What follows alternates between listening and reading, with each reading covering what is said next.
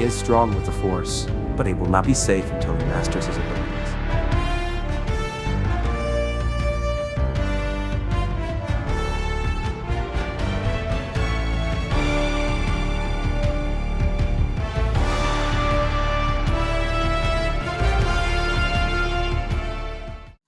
Welcome back, everyone. It's Charlie. This is going to be my new Luke Skywalker Mandalorian Season 2 finale video. It was probably one of the biggest surprises. I never expected them to go for that big of a reference or that big of an original trilogy character. So I'll explain what's going on with Luke Skywalker in the timeline right now and what they're going to be doing with him in the future, what this means now that he's a big Mandalorian character. If you're new to the channel, be sure to subscribe to get all the videos. I'll be doing Mandalorian Season 3 videos while we wait for Season 3 to get here and all the spin-off series. I've got links in my description for a lot of those. I've already done videos for some of them. Probably one of the coolest needle drop moments, though, was Luke Skywalker's Darth Vader Rogue One hallways scene. Papa bless, they went full Darth Vader with Luke Skywalker. It's just that in this context, he's not killing a bunch of rebels. He's actually getting rid of a bunch of dark troopers that are trying to kill the protagonist, the people that we want to survive.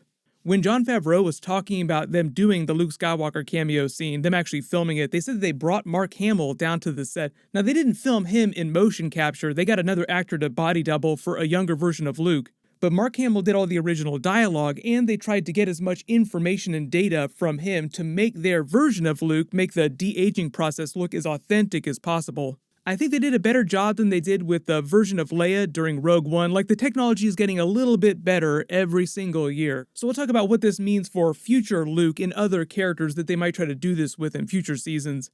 One of the bigger questions that a lot of people had is why didn't Luke Skywalker sense Grogu sooner if he's been around for this entire time since the prequels? And for those of you asking why Mando didn't ask for Luke Skywalker's name, like he never says it and he doesn't know who Luke Skywalker is, the reason for that is because he was just giving Grogu to the Jedi and he's trusting him with this look here. Like, I see that you're a good person, you said that you would die for him, so I'm trusting you. Eventually, he will probably learn who Luke Skywalker is. Someone will tell him, because not everybody is just completely clueless about this kind of stuff. It's just they want to let you know that in the Outer Rim out here, most people are just concerned with their own lives in their own small sphere of the galaxy. They're not really getting the news day to day from the other side of the galaxy or even the core worlds of the New Republic. So that's why he would know about the Death Star being blown up, but he wouldn't know necessarily who Luke Skywalker was or that he was Darth Vader's son or about Emperor Palpatine being a Sith Lord. The other real big Easter egg here too is R2-D2. They have a bit of a funny meeting. It's just meant to cut the tension of the moment because it's getting so serious and so sad. Everyone's crying so much. The thing about R2-D2 is that he used to belong to Anakin Skywalker and knew Anakin through his entire childhood, so he spent a lot of time at the Jedi Temple. Grogu is about the same age, was born about the same year as Anakin Skywalker. So R2 would have been at the Jedi Temple when Grogu was there and probably remembers him. A long time ago, George Lucas said that R2-D2 was the only one who didn't have his memory wiped and thus, because he hadn't been killed off, was one of the only characters who had any memories of the prequels, of that true story of Anakin Skywalker. Now we have Ahsoka Tano on the series, and she knew Anakin very well. She's alive in present day, she could tell stories, but she didn't know Anakin when he was a child like R2 did. And because of this, a lot of people are also theorizing now that it was actually R2-D2 that saved Grogu's life at the Jedi Temple and took him away. It's just a theory, but it's just a really cool twist that makes sense of a lot of these moments here. But in terms of where Luke Skywalker is, how powerful he is, and why it took him so long to find Grogu, there's only a little bit of story between the events of Return of the Jedi and right now on The Mandalorian for Luke Skywalker that's still technically canon. Now you have to imagine that Jon Favreau and Dave Filoni are pulling a bunch of Easter eggs and references from legends, like Grand Admiral Thrawn is a really good example. They'll continue to do that, and I do think there are a couple other big Easter eggs from legends that I think that they'll try to bring back because of what's happening during this era of the timeline. But the biggest thing that happens to Luke right after Return of the Jedi is that he starts to train Leia in the Force. She gets far enough through her Jedi training to construct her own lightsaber, but because she's pregnant with Kylo Ren or Ben Solo, whatever you want to call him, she starts getting these Anakin Skywalker-like Force visions that tell her that something bad might happen to Ben if she continues down the path of the Force. So she quits her training, then goes back to be a more active political figure in the New Republic as it's still in the process of forming, and to be a mother to Ben. They kind of address the New Republic during The Mandalorian Season 2, the current state of affairs, Most of the Outer Rim territories don't think that the New Republic cares about them or believes that the Empire is back, which is why Grand Admiral Thrawn is able to build his forces up so much and wreak all this chaos. Also remember that Mando and Bill Burr's Mayfield character get the whole grand plan from his former commander before he shoots him on the spot. How Grand Admiral Thrawn and Moff Gideon have this plan to create so much chaos around the galaxy, the New Republic won't be able to help everyone, and one by one the systems in all the major sectors will start crying out for a return to order, begging the Empire to come back and fix things. It's a very insidious plan, and it sounds like it came straight from Grand Admiral Thrawn. He's a more calculating, cold Sherlockian villain. Most of his plots involve getting people or organizations like the Rebellion and now the New Republic to tear themselves apart, saving him the trouble. Then you have the Battle of Jakku, which is the true end of the Empire, where they have another civil war. There's a coup, and some of the admirals take what's left of their fleet and jump them into the unknown regions to become the First Order. Then at some point after that, Grand Admiral Thrawn resurfaces. We still haven't seen him yet, but it's around this period that he starts to resurface in the Outer Rim. Then just a little while before the events of the Mandalorian series, Luke goes on a new quest to search for all the remaining Jedi techs around the galaxy that the Emperor didn't have destroyed. That's where he starts working with Lor San Tekka's character in the Church of the Force. They reference their group a little bit more during Rogue One. They're kind of like the clergy. They worship the Force itself, the midichlorians, and they're kind of like helpers and aides to the Jedi, keepers of knowledge, and they maintain all the Jedi temples.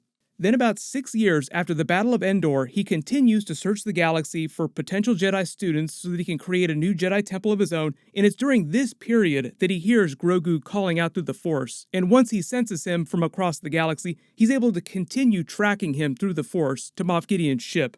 Answering the real question though, why did it take this long for him to find Grogu? The reason why he couldn't sense him before now is because, as Ahsoka Tano said, after Order 66, Grogu's memory goes dark, he kind of loses his memory. He started hiding his abilities in order to survive, hiding himself from the Force.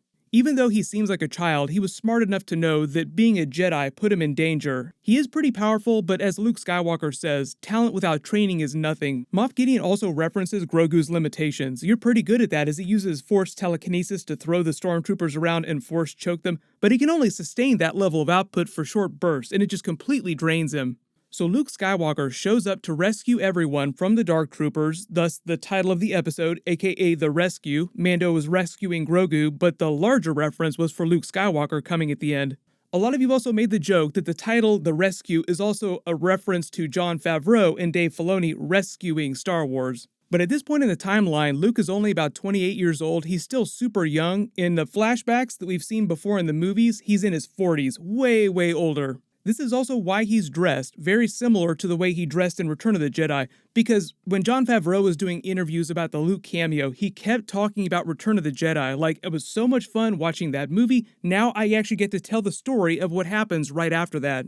So that's basically what they're doing, what happened to Luke right after Return of the Jedi. And this idea is really important for all the new Luke Skywalker story that Jon Favreau, Dave Filoni write for future Mandalorian episodes and any other places that Luke shows up on the other TV shows like the Ahsoka Tano series. The only canonical story right now for what happens to Luke in the next several years is that he creates his school within a few years of Kylo Ren coming to train there. And that doesn't happen till 6 years after he rescues Grogu on Moff Gideon's ship. That's a long time, 6 whole years for them to play with Luke Skywalker without even bumping up against any of the other story. So they can do pretty much anything they want to with Luke during this period. The only other things that we know about him during this era is that he was searching the galaxy for other Jedi to train, and that's about it. So right now, as they leave Mando and the others, they're going to a New Republic-controlled safe world that's strong in the Force to train Grogu. Really good example of that would be Yavin 4 because of all the ancient Jedi temples there. It's a place that's naturally very attuned to the Force. And if you didn't read the Legends books, there was this whole Jedi Academy series about Luke's Jedi Academy. He created it on Yavin 4 because all those rebel bases that we saw during the original trilogy and during Rogue One were former Jedi temples from thousands of years ago during the Old Republic era. Since they go for so many original trilogy references, I would not be surprised if Jon Favreau and Dave Filoni tried to include that kind of Easter egg. Because Yavin 4 is also very close to being the swamp-like environment that Yoda's species thrives in, and Grogu would thrive in.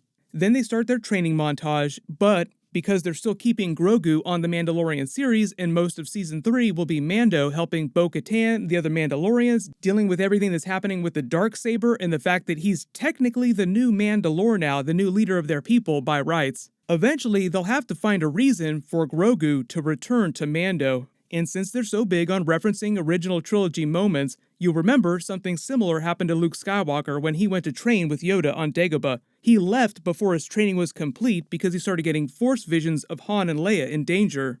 Ahsoka Tano referenced Yoda, saying that I've only seen one other of his kind. Press F to pay respects to Yaddle, because either she just forgot about her or they didn't want to reference her at all. But the reason why Yoda has not appeared to Grogu is because he knew that Luke Skywalker would find him eventually and train him. The story will all take place during this part of the timeline, and it'll all be stuff that Jon Favreau and Dave Filoni create themselves. But hopefully that explains what's going on with Luke Skywalker in this part of the timeline. I think the idea is they won't bring him back very often. When they do, they want it to be for very, very big moments. But obviously, Grand Admiral Thrawn is such a big villain that Luke will also probably get pulled into this big Thrawn plot. And he's just the beginning. There are plenty of other Force sensitives and Jedi characters that are still alive at this point in the timeline that they could introduce on the shows. And I haven't heard any rumors about this yet, but Luke Skywalker, canonically, at least up to this point, never met Ahsoka. He learned about her later in his life, but I hope that Jon Favreau and Dave Filoni just sort of sidestep that, and they eventually have Luke Skywalker show up on the Ahsoka Tano series so he can help her and they can talk about his father, Anakin Skywalker. Because she has so many stories that she could tell him, and at this point in the timeline, she does not know about Luke and Leia. But let me know in the comments, what do you want them to do with Luke Skywalker in the future of the Mandalorian spin-off series? Do you actually want to see that Ahsoka Tano Luke Skywalker scene? I feel like that would be the next really big needle drop moment they could pull in another season or two. I've got a couple other Mandalorian videos that I'm working on, but leave all your requests in the comments below. Everyone click here to watch Jon Favreau himself break down that new Book of Boba Fett teaser for the Mandalorian spin-off series, and click here for my brand new Mandalorian Season 3 Top 10 WTF video. Thank you so much for watching. Everyone stay safe. This is The Way.